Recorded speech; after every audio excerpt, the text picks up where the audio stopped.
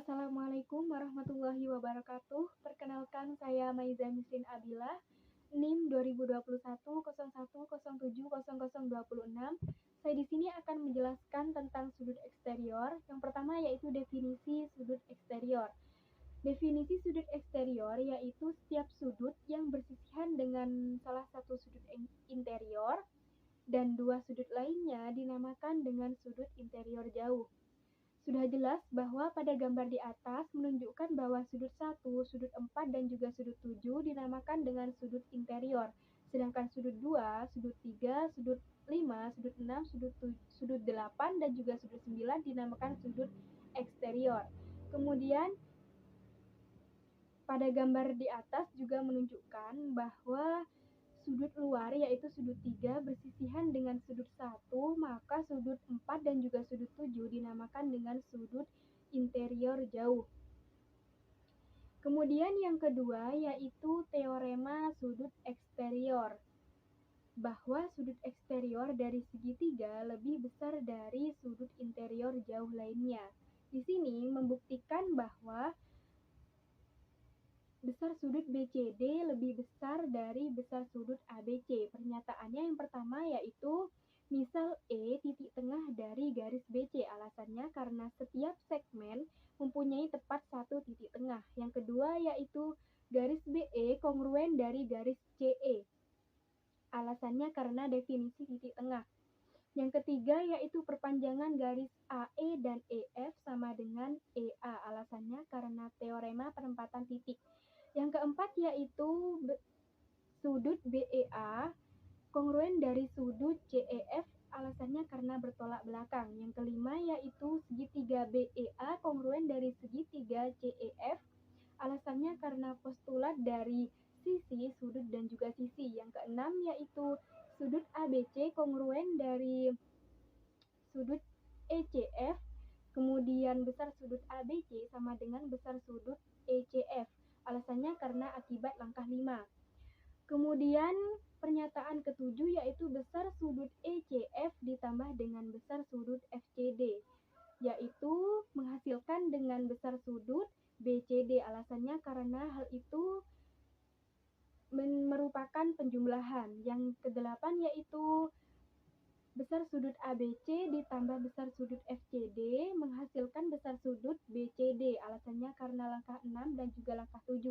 Yang terakhir yaitu besar sudut BCD lebih besar dari besar sudut ABC. Alasannya karena definisi A lebih besar dari B. Kemudian yang terakhir yaitu akibat 6.1 yang membahas tentang jika sebuah segitiga mempunyai sudut siku-siku, maka dua sudut lainnya adalah sudut lancip. Diketahui bahwa segitiga ABC siku-siku di B dan sudut DBC eksterior dari segitiga ABC. Buktikan bahwa sudut BCA dan sudut CAB adalah sudut lancip. Pernyataannya yang pertama yaitu sudut ABC adalah siku-siku. Alasannya karena premis. Yang kedua yaitu besar sudut ABC sama dengan 90. Alasannya karena definisi siku-siku. Yang ketiga yaitu besar sudut ABC ditambah dengan besar sudut CBD sama dengan 180. Alasannya karena definisi suplemen. Yang keempat yaitu besar sudut CBD sama dengan 90. Alasannya karena akibat langkah 3. Yang kelima yaitu besar sudut BCA lebih kecil dari besar sudut CBD. Alasannya karena teorema 6.1. Yang keenam yaitu sudut BCA lebih kecil dari 90. Alasannya karena akibat langkah 5. Yang ketujuh yaitu sudut BCA adalah sudut lancip. Alasannya karena definisi dari sudut lancip. Yang kedelapan yaitu besar sudut CAB lebih kecil dari besar sudut CBD. Alasannya karena teorema 6.1. Yang ke-9 yaitu pernyataannya besar sudut CAB lebih kecil dari 90. Alasannya karena akibat langkah ke-8.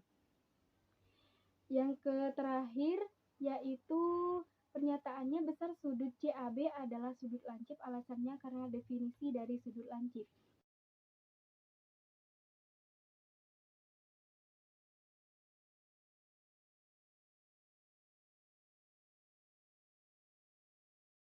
Assalamualaikum warahmatullahi wabarakatuh. Saya Muhammad Aditya Silvatama, NIM 2021010729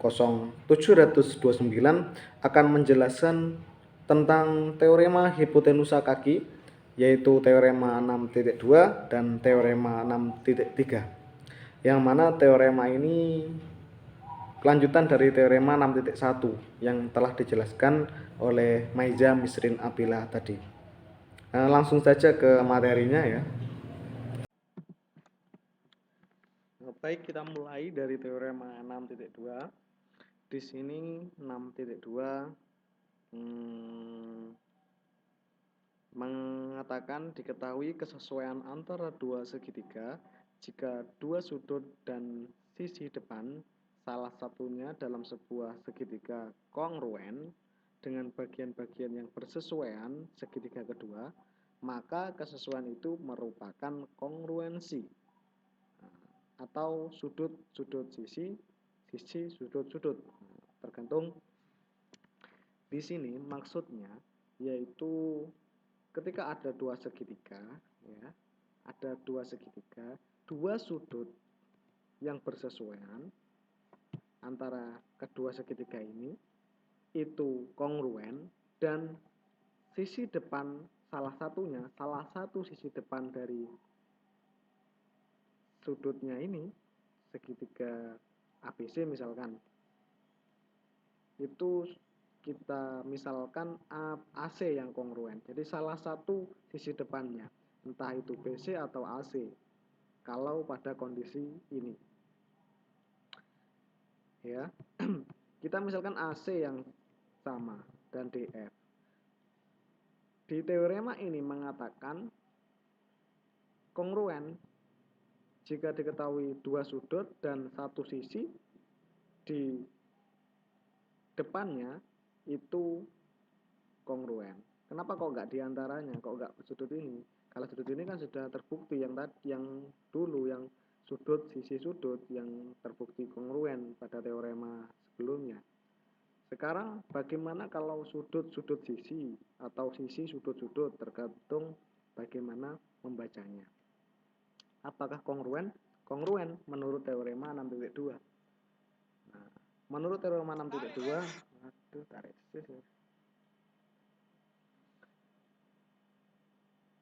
baik, kita mulai di teorema 6.2 mengatakan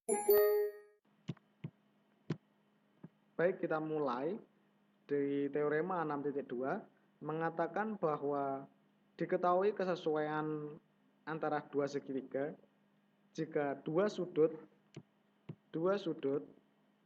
dan sisi depan salah satunya adalah dalam sebuah segitiga kongruen dengan bagian-bagian yang bersesuaian segitiga kedua, maka kesesuaian itu merupakan kongruensi. Nah, jadi ada dua sudut dan salah satu sudut depannya itu bersesuaian. Ada dua sudut, di sini A dan B, D dan F, dan setelah satu sudut depannya AC di sini sesuai dengan DE. Nah, maka kedua segitiga ini kongruen. Nah, sudut sisi ini yang dimaksud. Sudut sisi atau sisi sudut tergantung dari mana kita membacanya.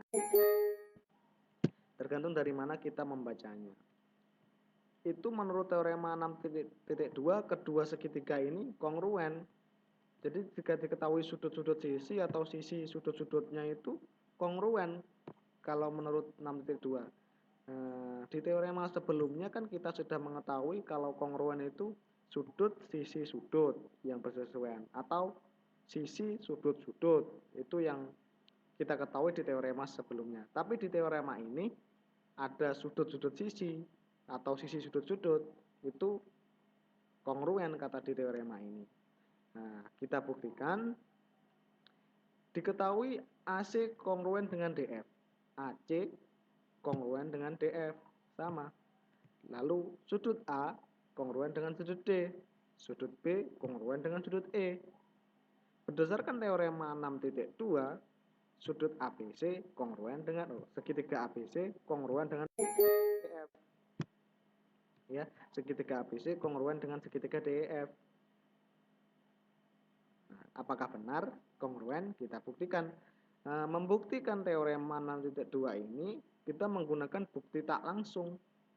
Jadi diandaikan bahwa AB tidak sama dengan DE.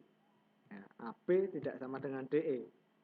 Kalau AB tidak sama dengan DE, maka kan tidak terjadi sudut sisi sudut, maka jika AB tidak sama dengan DE, maka teorema ini salah. Ya. Maka jika AB tidak sama dengan DE, ada dua kemungkinan.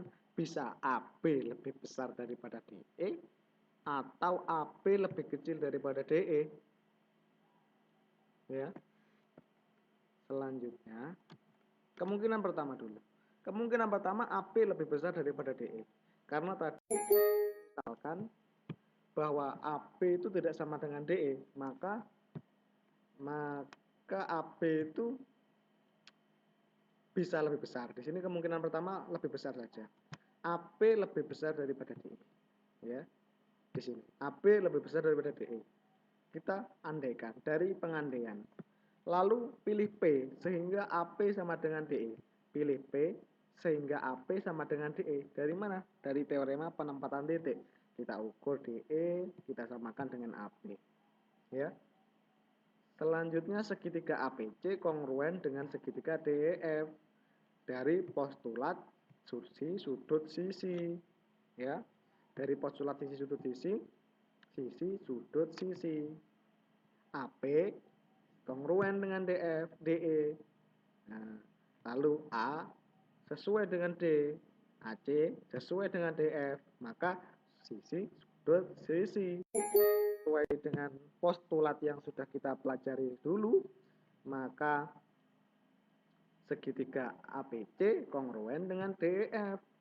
Nah, selanjutnya yang keempat, sudut APC itu kongruen dengan sudut DEF.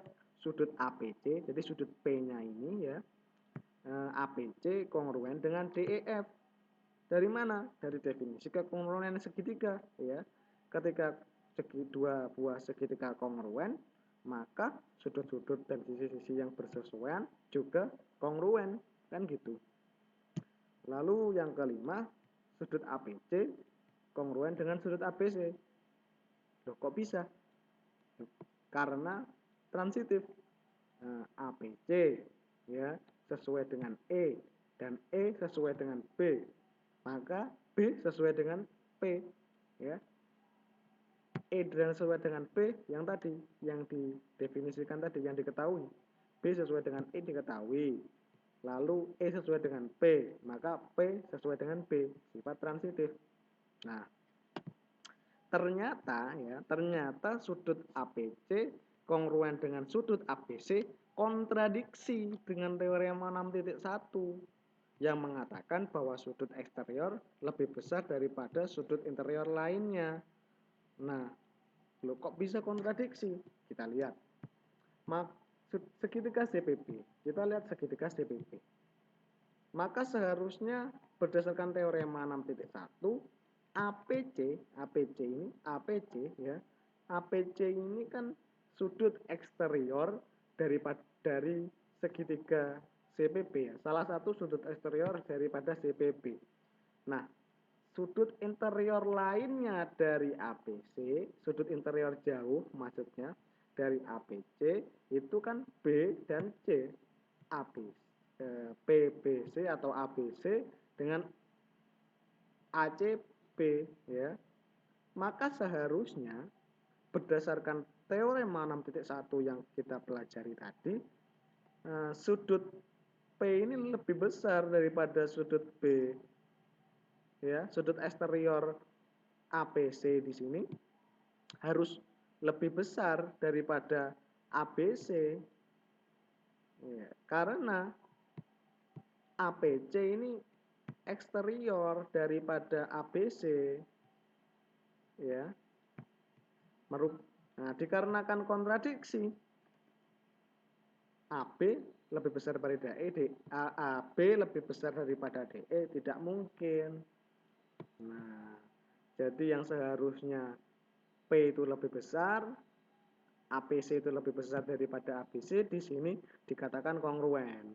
Itu tidak sesuai. Tidak mungkin. Selanjutnya yang kedua. Yang kedua itu AB lebih kecil daripada DE.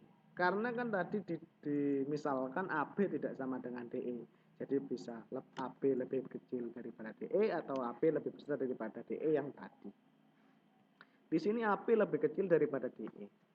Nah, AP lebih kecil daripada DE, diandaikan. Pengandaian tadi. Lalu pilih P sehingga AP lebih sama dengan DE. Teorema penempatan titik sama yang tadi. Lalu segitiga ABC kongruen dengan segitiga DEF. Nah, postulat sisi sudut sisi sama seperti yang tadi. Sisi sudut sisi. AP itu sama dengan DE, maka sisi sudut sisi. Sisi DF sama dengan sisi AC, sisi sudut D ini sama dengan sudut A, lalu sudut DE sama dengan sudut AB. Sisi sudut sisi. Postulat sisi sudut sisi. Sama. Kongruen selanjutnya. Selanjutnya sudut ABC. Sudut ABC kongruen dengan sudut DEF. Itu definisi kekongruenan segitiga. Dapat kita ketahui ketika dua segitiga itu kongruen, maka sisi dan sudut-sudut yang bersesuaian itu juga kongruen. Yang kelima, sudut APC. Sudut APC kongruen dengan sudut ABC, sifat transitif. Yang tadi B sama dengan E dan E sama dengan P. Ya, yang ini APC sudut DEF. B sama dengan E sama dengan P, maka P sama dengan B, sifat transitif. Ternyata sudut ABC kongruen dengan sudut ABC itu kontradiksi dengan teorema 6.1. Nah, sudut ABC ini merupakan sudut eksterior dari CPB. Ya, salah satu sudut eksterior dari CPB. Yang mana sudut eksterior ini seharusnya lebih besar daripada sudut interior jauh lainnya. Jadi ABC itu lebih besar daripada sudut ABC atau sudut ACP. Tapi di sini dikatakan kongruen, maka kemungkinan AB lebih kecil daripada DE itu juga tidak mungkin dikarenakan kontradiksi. Nah, yang satu tadi AB lebih besar daripada DE tidak mungkin, AB lebih kecil daripada DE juga tidak mungkin, maka karena keduanya tidak mungkin, maka pengandaian AB tidak sama dengan DE tadi merupakan pengandaian yang salah, sehingga AB sama dengan DE menjadi benar. Dengan AB sama dengan DE menjadi benar, maka segitiga ABC kongruen dengan segitiga DEF yang sesuai dengan postulat sisi sudut sisi. Dengan demikian teorema 6.2 terbukti. Sudah. Untuk teorema 6.3 hipotenusa kaki diketahui kesesuaian antara dua. Selanjutnya teorema 6.3 hipotenusa kaki diketahui kesesuaian antara dua segitiga siku-siku jika hipotenusa dan satu kaki dari segitiga kongruen pada bagian-bagian yang bersesuaian, ya, pada segitiga kedua, maka kesesuaian adalah kongruen. Nah, jadi di sini di teorema 6.3 ini ada dua buah segitiga siku-siku yang mana hipotenusa itu sisi miring ya. Definisi yang dulu terkait hipotenusa sisi miring segitiga siku-siku, ini hipotenusa segitiga siku-siku itu sama ya. Dan satu kaki dari segitiga itu kongruen ya pada yang bersesuaian. Yang ini BC dan EF. Ini sama. Ya. Jadi ada satu hipotenusa dan satu kaki itu sama. Diketahui AB kongruen dengan DE, AB kongruen dengan DE, BC kongruen dengan EF, BC kongruen dengan EF. Lalu sudut C dan sudut F adalah siku-siku. Buktikan segitiga ABC kongruen dengan segitiga DEF. Jadi kedua segitiga ini kongruen menurut teorema 6.3. Mari kita buktikan apakah memang kongruen ya. Yang pertama, pada sinar berlawanan FD, pilih P sedemikian hingga sehingga FP sama dengan CA. Teorema penempatan titik ya. Lalu sudut EFP itu siku-siku. Jika dua garis berpotongan membentuk satu sudut siku-siku. Jadi tadi P kita gunakan teorema penempatan titik. FP ini harus sama dengan AC ya. FP sama dengan AC. Nah, selanjutnya yang kedua, sudut F ini, EFP ini adalah siku-siku karena di sini siku-siku juga siku-siku, perlurusnya juga siku-siku ya. Lalu sudut C juga siku-siku. Sudut C juga siku-siku. Maka EFP ya, ini yang keempat, EFP, sudut EFP yang siku-siku tadi sama dengan sudut C ACB di sini. Kongruen karena sama-sama siku-siku. BC dan EF ketahui ya, diketahui. Maka yang keenam, ini yang nomor 6, segitiga ABC kongruen dengan segitiga PEF. Nah, loh, kok kongruen? Dari mana? Dari sisi, sudut, sisi. Ya. Dari sisi, sudut, sisi. Ini salah ya. Sisi, sudut, sisi. Dari sisi, sudut, sisi. Segitiga ABC kongruen dari dan APF kongruen dari sisi sudut sisi ya, sisi sudut sisi. Loh, yang mana sisinya? AC ya, AC kan sama, kita beri tanda aja pen. Nah, AC ini kan sama dengan FP ya, lalu sudut C ini sama ya, sudut C sama dengan sudut F. Jadi ya sisi, sudut, sisi. Postulat sisi sudut sisi kongruen. Selanjutnya yang PE kongruen dengan AB. PE yang ini, PE kongruen dengan AB ya, kongruen ini. Ini kongruen ya. PE kongruen dengan AB. PE kongruen dengan AB. Nah, selanjutnya AB sama dengan DE. AB sama dengan DE. Ya, AB sama dengan DE. Nah, panjang AB kongruen dengan panjang DE. Berarti panjang AB kongruen dengan DE. Tadi diketahui tadi. Selanjutnya yang ke-10, panjang garis PE itu kongruen dengan DE. Loh, dari mana? Dari transitif.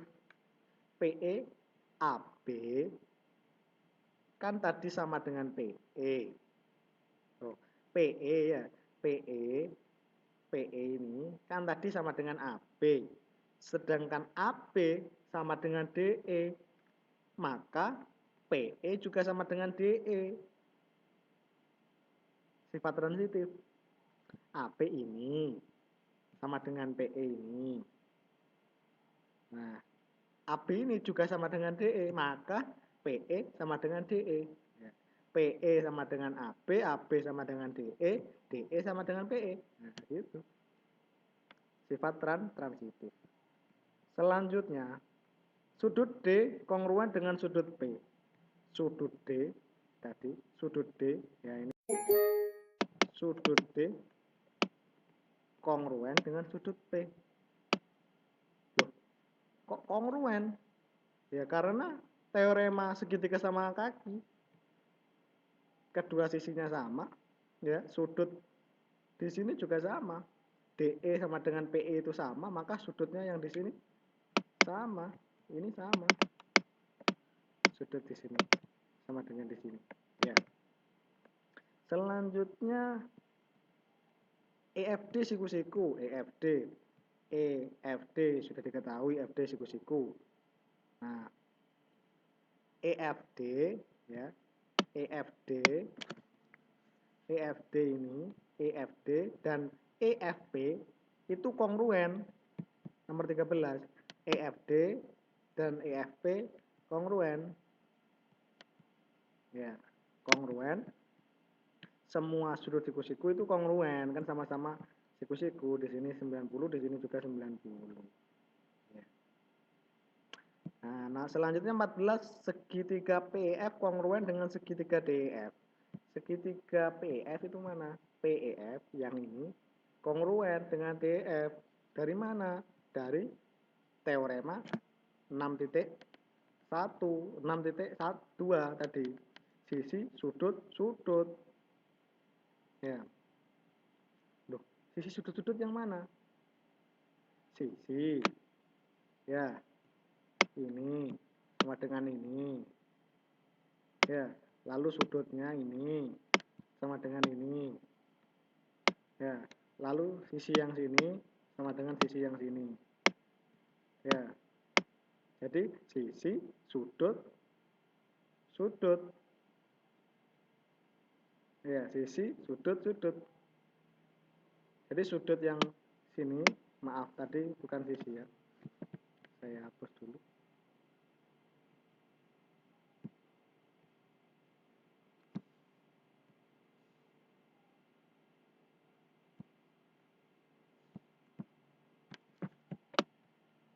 Ya.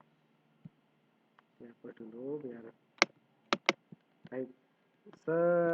Segitiga PEF kongruen dengan segitiga DEF dari teorema sisi sudut-sudut. Sisi sudut-sudut. Sisi ya. Ini sama dengan ini kan sama tadi. Karena ini segitiga sama kaki kan sama. Lalu sudutnya sini sama. Karena segitiga sama kaki tadi. Ini teorema ini di langkah ke berapa ini tuh tadi? Ini 11 ya. Sudutnya. Lalu sudut yang ini dan ini, nah ini sudut EFP dan sudut EFD itu sama, kongruen ini. Jadi 10, 11, 13. Nah, 10 jadi sisi ya. Sisi, sudut, sudut. Kongruen. Nah, selanjutnya segitiga ABC kongruen dengan segitiga DF, maka segitiga ABC itu kongruen dengan DF. Karena apa? Karena tadi, karena segitiga DAPF itu sama dengan ABC. Ya. Dan ini segitiga ABC kongruen dengan PF. PF kongruen dengan DF. Maka ABC kongruen dengan DF. Terbukti ABC kongruen dengan DF. Selesai teorema hipotenusa kaki. Seperti itu. Nah, cukup sekian.